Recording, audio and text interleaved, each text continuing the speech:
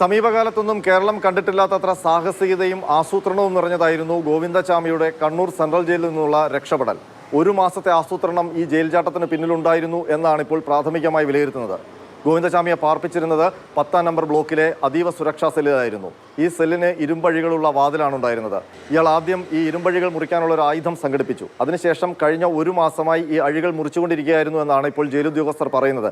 അതിൽ 2 വെർട്ടിക്കലായിട്ടുള്ള അഴികളും കുറുകെയുള്ള ക്രോസ് ബാറുമാണ് ഇയാൾ മുറിച്ചിരിക്കുന്നത്. ഒരു മാസം നീണ്ട അധ്വാനത്തിനൊടുവിൽ ഇന്നലെ രാത്രിയോടെ ആ 2 അഴികളും ക്രോസ് ബാറും ഇയാൾ പൂർണ്ണമായും മുറിച്ചു മാറ്റി. മെലിഞ്ഞ ശരീരപ്രകൃതമാണ് ഗോവിന്ദചാമിയുടേത്. അതുകൊണ്ട് തന്നെ ഈ മുറിച്ച ഭാഗത്തൂടെ സെല്ലിന് പുറത്തിറങ്ങാൻ അയാൾക്ക് അതിവേഗം കഴിഞ്ഞു. അതിനുശേഷം അയയിൽ ഉണക്കാനിട്ടിരുന്ന മുണ്ടുകളും ഷീറ്റുകളും കൂട്ടിക്കെട്ടിയാണ് ഇയാൾ മതിൽ ചാടാനുള്ള സൗകര്യമൊരുക്കിയത്. പുലർച്ചെ 1 മണിക്ക് ശേഷം ഇയാൾ സെല്ലിൽ നിന്ന് പുറത്തു കടന്നു എന്നാണ് ഉദ്യോഗസ്ഥർ ഇപ്പോൾ വിലയിരുത്തുന്നത്. പക്ഷേ 4:15 വരെ ഇയാൾ ജയിൽ മതിലിന് അടുത്ത് ഒരു വൃക്ഷത്തിന്റെ ചുവട്ടിൽ നിൽക്കുന്ന CCTV ദൃശ്യങ്ങളും പുറത്തു വന്നിട്ടുണ്ട്. 135 CCTV ദൃശ്യങ്ങളാണ് ഇപ്പോൾ ജയിൽ ഉദ്യോഗസ്ഥർ പരിശോധിച്ചുകൊണ്ടിരിക്കുന്നത്. ആ ദൗത്യം പൂർത്തിയാക്കി കഴിഞ്ഞാൽ ഇയാളുടെ ജയിൽ ചാട്ടത്തെ സംബന്ധിച്ച് പൂർണ്ണമായ ഒരു വിവരം ലഭിക്കുകയും ചെയ്യും.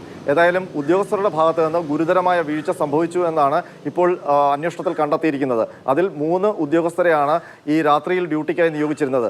ഇതിൽ 3 ഉദ്യോഗസ്ഥരും ഉറങ്ങിപ്പോയി എന്നാണ് നോർത്ത് സോൺ ജയിൽ DIGയുടെ വിലയിരുത്തൽ. മാത്രമല്ല CCTV ദൃശ്യങ്ങൾ പരിശോധിക്കേണ്ട ഉദ്യോഗസ്ഥനും ഉറങ്ങിപ്പോയി എന്ന് കണ്ടെത്തിയിട്ടുണ്ട്.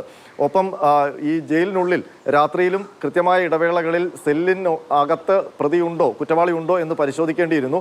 അതും നടന്നിട്ടില്ല എന്നാണ് പ്രാഥമികമായ വിലയിരുത്തൽ. ഏതായാലും 4 ഉദ്യോഗസ്ഥർക്ക് സസ്പെൻഷൻ നൽകിയിട്ടുണ്ട്. കൂടുതൽ ഉദ്യോഗസ്ഥർക്കെതിരെ നടപടി ഉണ്ടാകും എന്നുള്ള സൂചനകൾ കൂടിയാണ് പുറത്തു വരുന്നത്.